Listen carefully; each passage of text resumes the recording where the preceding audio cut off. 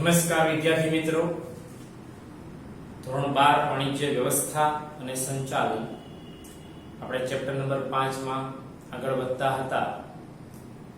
ગયા લેક્ચરમાં આપણે પસંદગીનો અર્થ અને તેની પ્રક્રિયાની વાત કરી, જે આપણી કર્મચારી વ્યવસ્થાની પ્રક્રિયાનું બીજું સોપાન હતું.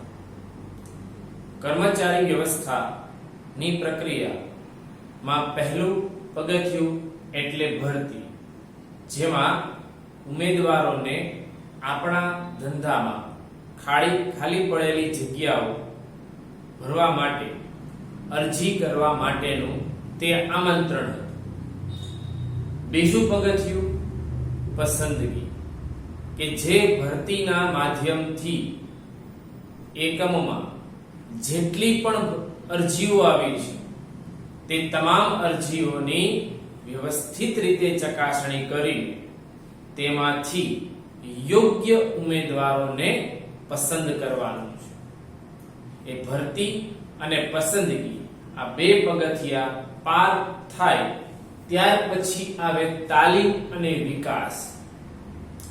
અહીં ત્રીજું સોપાન છે તાલીમ અને વિકાસ, પણ આપણે અહીં તાલીમને અને વિકાસને બંનેને અલગ અલગ રીતે તેનો અભ્યાસ કરીશું, કારણ કે તાલીમ અલગ છે ને વિકાસનું કાર્ય અલગ છે. એટલે આ કર્મચારી વ્યવસ્થાનું ત્રીજું સોપાન છે તાલીમ અને વિકાસ. જે કર્મચારીઓ આપણે પસંદ કર્યા છે, જેને આપણે નિમણૂક પત્ર આપેલો છે, જેને ફાઇનલી કામ સોંપી દીધું છે, એ કર્મચારી આપણા એકમમાં એ કાર્ય ખૂબ જ સરળતાથી કરી શકે અને ઉત્સાહથી કરી શકે, તેના માટે તેને આપણા ધંધાકીય એકમની નીતિઓ, પદ્ધતિઓ, અધિકારીઓ, કર્મચારીઓ વગેરે બાબતોથી એ વાકેફ હોય એ ખૂબ જરૂરી છે. અને એટલા માટે એ કર્મચારીઓને આપણા ધંધાકીય એકમમાં જ્યારે નિમણૂક આપવામાં આવે, કામની સોંપણી કરવામાં આવે, એ પહેલા એ કાર્યને લગતી એને જરૂરી માહિતી આપવામાં આવે, કામને લગતી જરૂરી તાલીમ આપવામાં આવે.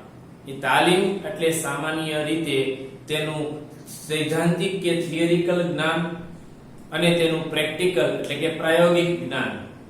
કોઈ પણ કાર્ય માટે સૈદ્ધાંતિક અને પ્રાયોગિક જ્ઞાન વ્યક્તિ પાસે, કર્મચારી પાસે હોય એ જરૂરી છે. એટલે જ્યારે પણ કોઈ નવો કર્મચારી આપણા એકમમાં પ્રવેશ કરે ત્યારે તે કર્મચારીને એ કાર્યનું સૈદ્ધાંતિક અને પ્રાયોગિક બંને પ્રકારનું જ્ઞાન આપવામાં આવે છે, કે જેના દ્વારા તે ખૂબ જ સરળતાથી કામ પ્રત્યે પોતે સમજણ મેળવી શકે અને કામને ન્યાય આપી શકે. વિદ્યાર્થી મિત્રો, અહીં આપણે વાત તાલીમની કરવાની છે, પણ તમને એ પહેલા જાણકારી આપી દઉં કે આપણી પાસે બે શબ્દ છે. એક છે તાલીમ અને બીજો છે વિકાસ. આ બંનેને આપણે ભણવાના છે. તો બે અલગ છે કે એક છે એની વાત કરીએ તો તાલીમમાં પણ કર્મચારીને સૈદ્ધાંતિક અને પ્રાયોગિક જ્ઞાન જ આપવામાં આવે છે, અને વિકાસમાં પણ કર્મચારીને સૈદ્ધાંતિક અને પ્રાયોગિક જ્ઞાન જ આપવામાં આવે છે. પણ ફરક એટલો હશે કે આપણી જે સંચાલનની 3 સપાટીઓ છે, એમાં ઉચ્ચ સપાટી અને મધ્ય સપાટી માટે વિકાસ છે અને તળ સપાટી માટે તાલીમ છે. આ રીતે એને માહિતી આપવામાં આવે.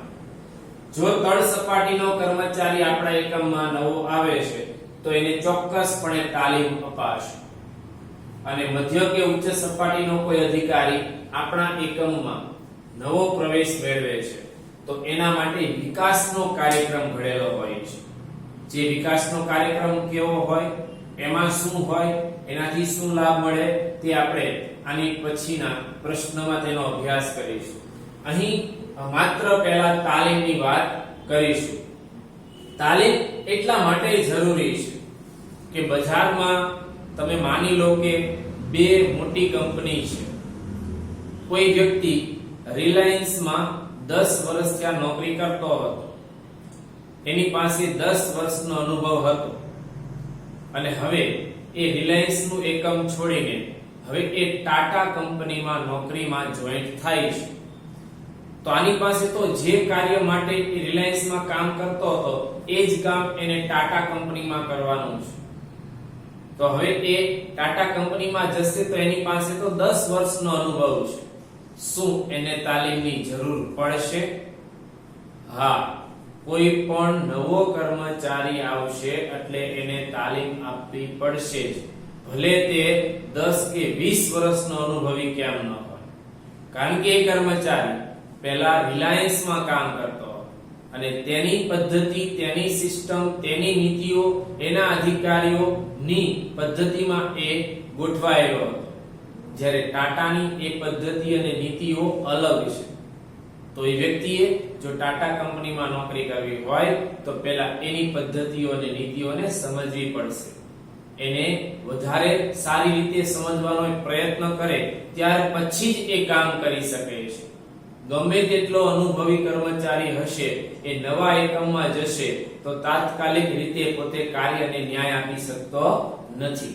એટલા માટે કોઈ પણ નવો કર્મચારી એકમમાં આવે કે જૂનો કર્મચારી હોય એને સમયાંતરે તાલીમ આપવી જોઈએ. નવો કર્મચારી આવે તો એને ફરજિયાત તાલીમ આપવી જોઈએ અને જે આપણા એકમમાં કન્ટિન્યુ નોકરી ચાલુ છે એવા કર્મચારીઓને પણ સમયાંતરે તાલીમ આપવી જોઈએ, જેનાથી કર્મચારીના જુસ્સામાં વધારો થાય છે, કર્મચારી પોતાની કાર્યક્ષમતામાં વધારો કરી શકે છે, એ પોતાની આવડતોને ખીલવી શકે છે, એને બજારની નવી નવી પદ્ધતિઓનું જ્ઞાન થાય છે, એના વિચારોનો વિકાસ થાય છે, જેનો સીધો લાભ પહેલો એ વ્યક્તિગત રીતે એને પ્રાપ્ત થશે અને બીજો લાભ એ ધંધાકીય એકમને એનો લાભ પૂરો પાડે છે.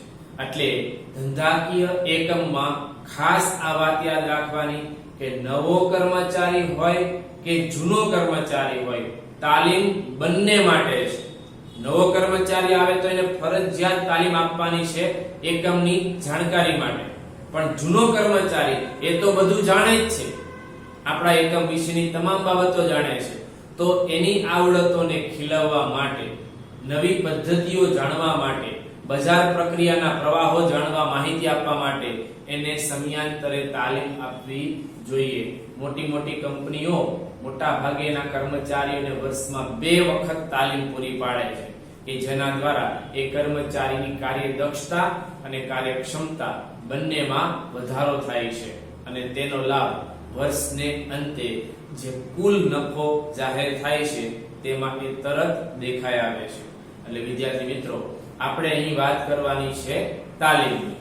તાલીમની વાત કરીએ તો એ પહેલા એની 3 વ્યાખ્યા એટલે કે એના અર્થ આપેલા છે.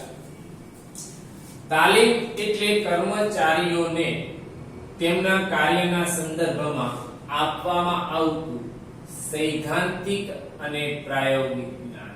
સૈદ્ધાંતિક એટલે થિયરિકલ, જેના નિયમો કે સિદ્ધાંતો હોય તમે જે ભણી રહ્યા છો એ સૈદ્ધાંતિક જ્ઞાન છે. ધંધાકીય એકમનું સૈદ્ધાંતિક જ્ઞાન અત્યારે હું તમને પીરસી રહ્યો છું. પ્રાયોગિક જ્ઞાન એટલે તમે કોઈ પણ એકમમાં જાઓ ને અનુભવ કરો, પ્રેક્ટિકલ કાર્ય કરો તો એને પ્રાયોગિક જ્ઞાન કહેવાય. એમ સૈદ્ધાંતિક અને પ્રાયોગિક જ્ઞાન બંને આપવામાં આવે એને તાલીમ કહે છે. એક વિચારકના મત પ્રમાણે લઈએ તો એકમના કાર્યને ધ્યાનમાં રાખી જ્ઞાન, કૌશલ્ય, વલણ, વર્તન અને ટેકનિકલ સમજણમાં વધારો કરવા, જ્ઞાન, કૌશલ્ય, વલણ, વર્તન અને ટેકનિકલ સમજણમાં વધારો કરવા કર્મચારીને અદ્યતન માહિતી અને જ્ઞાન આપવાની પદ્ધતિ. અદ્યતન એટલે નવી માહિતી અને જ્ઞાન આપવાની પદ્ધતિ એટલે તાલીમ. આ જે કર્મચારીઓ સતત કાર્ય કરતા હોય, એકના એકમમાં જ કાર્ય કરતા હોય, એ કર્મચારીઓને સતત નવી માહિતી મળવી જોઈએ, એના જ્ઞાનમાં સતત વધારો થવો જોઈએ, એના માટે એમને તાલીમ આપવી પડે. જેમ નવા કર્મચારીને આપવામાં આવે એમ જૂના કર્મચારીને પણ તાલીમ આપવી જોઈએ. ત્રીજી વ્યાખ્યા આપી છે તાલીમ એટલે કોઈ ખાસ ધંધાકીય કાર્યમાં કુશળતા મેળવવાના હેતુથી, કોઈ ખાસ ધંધાકીય કાર્યમાં કુશળતા મેળવવાના હેતુથી આપવામાં આવતું જ્ઞાન અને શિક્ષણ. વિદ્યાર્થી મિત્રો, આ તો આપણે ધંધાની વાત કરીએ છીએ, પણ તમને ખબર હશે, ખ્યાલ હશે કે ડોક્ટર બનવા માટે પહેલા MBBS કરવું પડે. એ 4.5 કે 5 વર્ષનું MBBS નું અભ્યાસ પૂર્ણ થાય તો તમને તરત ડિગ્રી નહીં મળી જાય. એના માટે 1 વર્ષ ફરજિયાત ઇન્ટર્નશિપ કરવી પડે, એટલે કે તમારે એનું પ્રેક્ટિકલ જ્ઞાન લેવું પડે. તમે જે 4.5 કે 5 વર્ષ સુધી જે તમે એનું થિયરિકલ જ્ઞાન લીધું, એનું સૈદ્ધાંતિક જ્ઞાન લીધું, હવે એની સાથે 1 વર્ષ ફરજિયાત તમારે ઇન્ટર્નશિપ કરવી પડશે. કોઈ મોટી હોસ્પિટલમાં અથવા તમે જે હોસ્પિટલમાં ભણ્યા છો એ જ હોસ્પિટલમાં તમારે ત્યાં 1 વર્ષ સેવા બજાવવી પડશે, કામ કરવું પડશે, જેથી તમે જે ભણેલા છો એનો પ્રેક્ટિકલી યુઝ કેવી રીતે થશે એની તમને જાણકારી મળે છે. એટલે અહીં એ ટેકનિકલી એક ખાસ કાર્યમાં કુશળતા મેળવવાના હેતુથી એને તાલીમ આપવામાં આવે, જેમાં એને જ્ઞાન અને શિક્ષણ મળે છે. હવે વિદ્યાર્થી મિત્રો, કે જો ધંધાકીય એકમમાં કર્મચારીઓને તાલીમ આપવામાં આવે તો ધંધાને એનાથી શું લાભ પ્રાપ્ત થાય? કર્મચારીને તેનાથી શું લાભ પ્રાપ્ત થશે? બજારને તેનાથી શું લાભ પ્રાપ્ત થશે? તેના આપણી સામે અહીં મુદ્દા આપેલા છે. મોટા ભાગે વિદ્યાર્થી મિત્રો આ 3 ગુણમાં આ પ્રશ્ન પૂછાય છે. અહીંયા મહત્વ એટલે આપણે એના લાભ પણ લઈ શકીએ, ફાયદા પણ લઈ શકીએ. તો એ તાલીમ ધંધામાં આપવામાં આવતી હોય તો એનાથી આ 8 જેટલા લાભ છે. તો પહેલું મહત્વ છે આધુનિક જાણકારી. આપણી પાસે જેમ આધુનિક જાણકારી હોય એ જરૂરી છે, એમ ધંધાનો કોઈ પણ કર્મચારી જે તે કાર્ય કરતો હોય એ કાર્યને લગતી નવીન માહિતી અને નવીન જાણકારી સતત એને મળતી રહેવી જોઈએ. ટૂંકમાં એ અપડેટ થતો રહેવો જોઈએ. ઔદ્યોગિક જગતમાં નવા સંશોધનો અને ટેકનિકલ જ્ઞાનની ક્ષિતિજો વિસ્તરી રહી છે. એટલે એનો અર્થ એવો થાય કે નવા સંશોધનો અને ટેકનિકલ જ્ઞાન રોજ નવું આવે છે, એમાં રોજ નવીન બાબતો જોવા મળે છે. તો એ બાબતો એની સાથે બજારમાં કદમ મિલાવવા માટે દરેક કર્મચારીને તાલીમ આપવી જરૂરી છે. કારણ કે આવી તાલીમ આપવાથી એકમના દરેક કર્મચારીને તમે કેવી જાણકારી આપી શકો? આધુનિક માહિતી આપી શકો.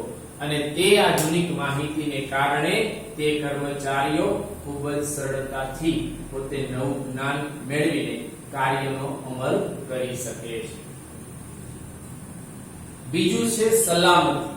વિદ્યાર્થી મિત્રો, ધંધાકીય એકમમાં ખાસ કરીને જ્યાં મશીનરી સાથે કામ થતું હોય ત્યાં કર્મચારીઓને તાલીમ દ્વારા અકસ્માતથી બચાવી શકાય છે. શેનાથી બચાવી શકાય છે? અકસ્માતથી.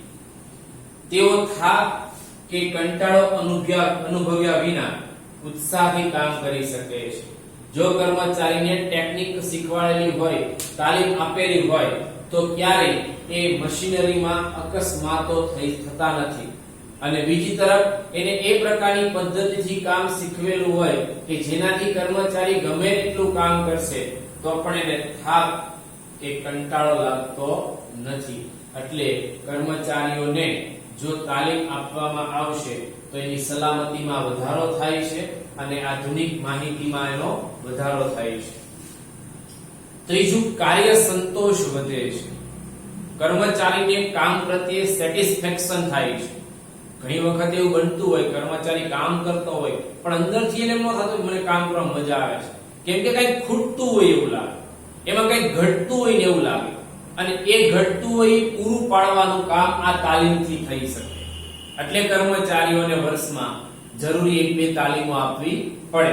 જોઈએ અહીંયા તાલીમ દરમિયાન કર્મચારીઓને જે કાર્ય અંગે તાલીમ આપી હોય એ જ કામ માટે એને કામગીરી સોંપવામાં આવે છે.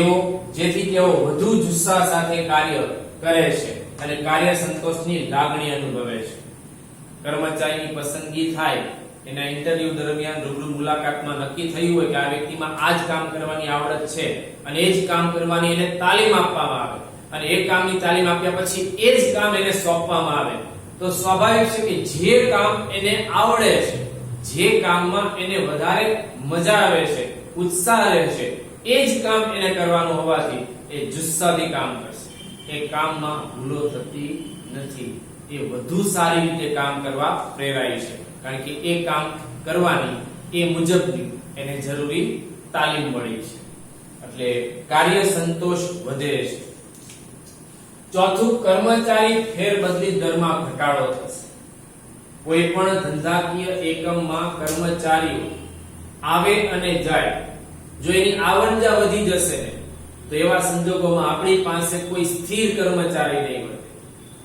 પણ જો આપણે કર્મચારીઓને યોગ્ય માત્રામાં જરૂરી તાલીમ સમયાંતરે પૂરી પાડતા હોઈએ તો એ કર્મચારી એક જ સ્થિર જગ્યા પર પોતે ટકી રહેશે અને એકમ છોડીને જતા નથી, જેથી એ કર્મચારીને પણ તેનો લાંબા ગાળાનો લાભ મળશે અને એકમને પણ એનો લાંબા ગાળાનો લાભ મળે છે. એટલે મજૂર ફેરબદલી કે કર્મચારીની ફેરબદલી દરમાં ઘટાડો થાય છે. કર્મચારીઓને તાલીમ આપી તેમના જ્ઞાન અને કૌશલ્યમાં વધારો કરી બઢતી માટે એને તૈયાર કરવામાં આવે. એ પહેલા નીચલા હોદ્દા પર હતો, 2 વર્ષ તાલીમ લીધી, કામ શીખો, નવી આવડતો આવી, વધારે ઉત્સાહી કામ કર્યું, વધારે કામ કર્યું, એ સંચાલકો દ્વારા ત્યારબાદ એને બઢતી આપવામાં આવશે, કેમ કે પહેલા કરતા એના કાર્યમાં ઇમ્પ્રુવમેન્ટ જોવા મળે છે, એ કાર્યમાં વધારે જુસ્સો જોવા મળે છે, વધારે સારું અને વધારે કાર્ય કરતો દેખાશે, તો ચોક્કસપણે કર્મચારી બઢતી માટે તૈયાર થાય છે. તાલીમ પામેલ કર્મચારી વધુ કાર્યદક્ષ બનતા એને વધુ લાભ મળે છે, આર્થિક લાભ એટલે વધુ વેતન મળે છે. તેથી તે નોકરી બદલવાનો વિચાર કેવો કરે છે? ઓછો. તેથી કર્મચારી ફેરબદલી દર ઘટે છે. કર્મચારીને જ એમ લાગે કે મારો પોતાનો વિકાસ અહીં થાય છે, એની આવકમાં વધારો થાય, એના હોદ્દામાં વધારો થાય, તો એ અન્યત્ર જવાની કોઈ ચેષ્ટા કરતા નથી, અન્યત્ર જવાનો વિચાર પણ કરતા નથી. એકના એક એ જ એકમમાં પોતે લાંબો સમય કામ કરશે, જેથી ફેરબદલી દર ઘટે છે. નફામાં વૃદ્ધિ થાય છે. સ્વાભાવિક છે કે કર્મચારીની કાર્યક્ષમતા વધે અને એ વધારે સારા ઉત્સાહથી કામ કરતા હોય તો વધારે ઉત્પાદન થવાની, વધારે ઉત્પાદકતા વધવાની, એનાથી પડતર નીચે આવવાની અને નફો વધવાનો. તાલીમ દ્વારા ઉત્પાદન અને ઉત્પાદકતા. ઉત્પાદન એટલે ધારો કે એકમમાં 10 કર્મચારી હોય અને 10 કર્મચારી દ્વારા કુલ 500 એકમોનું ઉત્પાદન થાય, તો એ 500 નું ઉત્પાદન થયું કહેવાય, એ કુલ ઉત્પાદન. જ્યારે ઉત્પાદકતા એટલે એક વ્યક્તિ દીઠ થતા ઉત્પાદનમાં વધારો, એને ઉત્પાદકતા કહેવાય. પહેલા એક કર્મચારી 20 એકમો તૈયાર કરતો હતો, હવે એ જ કર્મચારી 22 એકમો તૈયાર કરે છે, તો એની ઉત્પાદકતામાં શું થયો? વધારો. એમ તાલીમને કારણે ઉત્પાદન અને ઉત્પાદકતા બંનેમાં વધારો કરી શકાય છે. તેથી વસ્તુની પડતર કિંમત ઘટે છે. પડતર કિંમત એટલે જેટલા ખર્ચમાં આપણે ઉત્પાદન કર્યું હોય એ ખર્ચની પડતર કિંમત એ ઘટે છે. પડતર કિંમત ઘટશે એટલે આપણે કિંમતો કેવી રાખીશું? નીચી, અથવા તો આપણે એની જ કિંમતો સાથે વધારે નફાનો ગેપ રાખીશું, જેથી આપણા નફામાં શું થશે? વૃદ્ધિ થશે. કાં તો વેચાણ વધશે ને કાં તો નફામાં વધારો થશે. એટલે નફામાં વધારો કરવા પણ તાલીમ ઉપયોગી બને છે. 6 ખર્ચમાં ઘટાડો.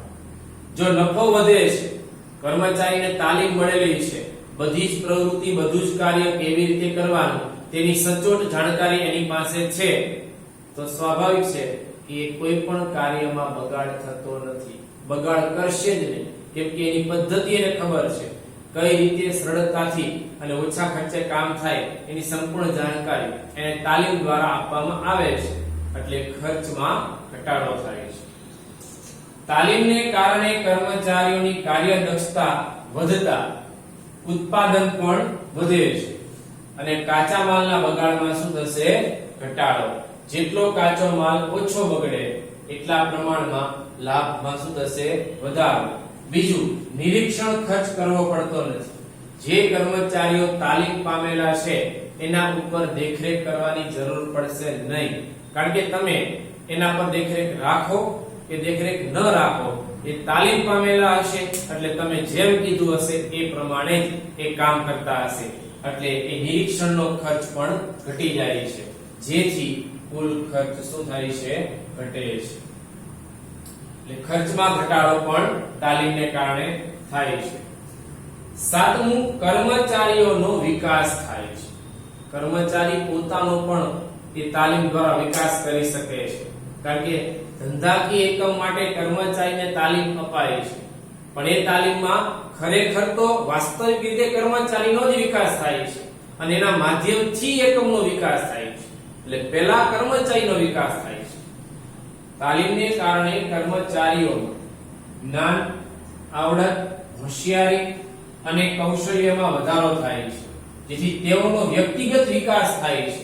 અને પહેલા પોતાનો વ્યક્તિગત વિકાસ થશે ને ત્યાર પછી એ ધંધાકીય એકમનો વિકાસ કરે છે. એટલે વ્યક્તિગત વિકાસ દ્વારા એ પહેલા કરતા વધારે સારી રીતે સજાગ બની શકે છે અને ભવિષ્યમાં વધુ આવક પણ મેળવી શકે છે. આર્થિક લાભ અને ઊંચી બઢતી પણ પ્રાપ્ત થાય છે. આ ઉપરાંત આઠમો અને છેલ્લો લાભ કીધો છે અન્ય લાભ. અન્ય લાભમાં જોઈએ તો તાલીમને કારણે વસ્તુની ગુણવત્તા વધતા. કેમ ગુણવત્તા વધશે તાલીમને કારણે? કર્મચારીઓ આડેધડ કામ નહીં કરે, એને શીખવેલી પદ્ધતિ અને નીતિ મુજબ કામ કરશે, ચોકસાઈથી કામ કરશે, સજાગતાથી કામ કરશે, એટલે વસ્તુ કેવી તૈયાર થવાની? ગુણવત્તા વાળી. એ ગુણવત્તા વધતા એકમની પ્રતિષ્ઠામાં શું થશે? વધારો. કર્મચારીઓમાં માનસિક તણાવ શું થશે? ઘટશે, કેમ કે બધાને જ બધી રીતે તાલીમ આપેલી હશે, એટલે કર્મચારી વચ્ચે જે મતભેદ હોય, ખટરાગ હોય, દ્વેષ, ઈર્ષા, આ વસ્તુ દૂર થાય છે, એટલે આપોઆપ માનસિક તણાવ ઘટશે. એકમમાં સહકારભર્યું વાતાવરણ તૈયાર થશે, બધા હળીમળીને કામ કરશે. કર્મચારીઓની પ્રામાણિકતા વધશે, એકમ પ્રત્યેની એમની નિષ્ઠા વધે છે, એકમ પ્રત્યેની વફાદારીમાં વધારો થાય છે. એ નિષ્ઠા, પ્રામાણિકતા અને વફાદારી વધતા ધંધાકીય એકમને વધુ ને વધુ સારી રીતે વિકાસ કરાવી શકાય છે. એટલે વિદ્યાર્થી મિત્રો, આ 8 જેટલા લાભ એ તાલીમને કારણે ધંધાકીય એકમને પણ થાય છે પ્રાપ્ત અને કર્મચારીને પણ એનો લાભ પ્રાપ્ત થાય છે. સામાન્ય રીતે તો મોટા ધંધાકીય એકમો જે છે એ તાલીમ માટે અલગ વિભાગ અને યોગ્ય તાલીમી અધિકારી રાખે છે. સ્પેશિયલી એના માટે અલગ વિભાગ બનાવેલા હોય અને એના માટે અલગ સ્પેશિયલ અધિકારી નિમેલો હોય, જ્યાં નવા કામદારોને તાલીમ આપવામાં આવે. હવે એ જગ્યા, એ વિભાગમાં કાચા માલનો બગાડ થાય છે અને તાલીમાર્થીને સ્ટાઇપેન્ડ ચૂકવવામાં આવે. સ્ટાઇપેન્ડ એટલે શું? જ્યારે કર્મચારી તાલીમ લેતો હોય એ દરમિયાન એનો પગાર ચાલુ હોતો નથી, પણ એના અમુક ખર્ચા ચાલુ હોય છે, એટલે એ ખર્ચાને પહોંચી વળવા એકમ તરફથી એને પગારના અમુક ટકા રકમ આપવામાં આવે છે. એને સ્ટાઇપેન્ડ તરીકે ઓળખવામાં આવે. એ સ્ટાઇપેન્ડ આપવાનો ખર્ચો પણ એકમ ભોગવે છે, કાચા માલનો બગાડ થાય એ ખર્ચ પણ એ ભોગવે છે. ટૂંકમાં એ ખર્ચો બહુ વધારે કરે છે. તાલીમમાં એકમે કર્મચારીઓ પાછળ ખર્ચ કરવો પડે છે, પણ તાલીમનું કાર્ય ખર્ચાળ છે, પરંતુ તેના કારણે એકમને મળતા ફાયદા ખર્ચની સરખામણીમાં ફાયદા કેવા છે? વધારે છે. એટલે વાક્ય એવું કહેવામાં આવે કે તાલીમ ખર્ચાળ છે, પરંતુ તેની ગેરહાજરી વધારે ખર્ચાળ છે. આ વિદ્યાર્થી મિત્રો આ વિધાન પૂછાય છે 3 માર્ક્સમાં કે તાલીમ ખર્ચાળ છે પરંતુ તેની ગેરહાજરી વધુ ખર્ચાળ છે. તમે એના આ જ 8 મુદ્દા લખવાના રહેશે. ફરી વાર જણાવું, તાલીમ ખર્ચાળ છે પરંતુ તેની ગેરહાજરી કેવી છે? વધુ ખર્ચાળ છે. આ વિધાન કેટલા ગુણમાં પૂછાય? 3 ગુણમાં.